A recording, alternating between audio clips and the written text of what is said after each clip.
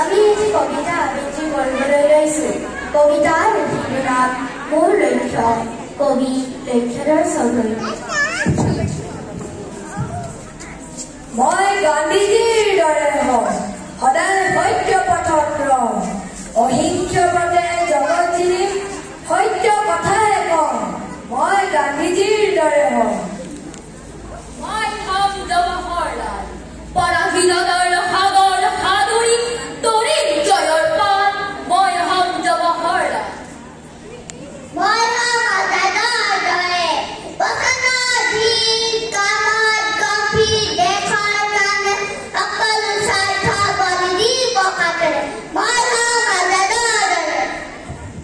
মই নেতাজী সুভাষ হওঁ, বিপ্লৱৰ অগতি জ্বলাই জয় হিন্দেৰে মেদিনী কবাই পৰ্বত লংঘি সাগৰ নেওচি মই নেতাজী সুভাষ হওঁ। মই হম সৰু জিনি, বিশ্ব বিজয়ী সুপ্ৰভাৰত জগাই তুলিম, ঢালি দিম সঞ্জীৱনী। মই হম সৰু জিনি। মই হম তৰুণ ৰাম, দেশৰ কাৰণে সকলো ত্যাগী যুঁজিম অবিৰাম, ৰাখিম দেশৰ নাম। মই হম তৰুণ ৰাম।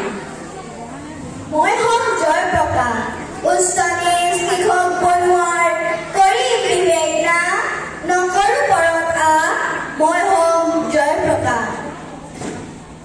মই হম কৰ্মবীৰ, চিৰ উন্নতশীৰ, নামতো নবীন কামতো নবীন, বীৰ পুত্ৰ জননীৰ। মই হম কৰ্মবীৰ। মই হম কনকলতা, প্ৰাণ পকি দিওঁ উদ্ধাৰি আনিম দেশৰ স্বাধীনতা। মই হম কনকলতা। মই কুশল কোঁৱৰ হম, নিৰ্ভীক অহিংসবীৰ, সদায় উন্নতিৰ, দেশৰ কাৰণে দহৰ কাৰণে হাঁহি হেৰা লগে ডিঙি শিৱ জৰি ল'ম।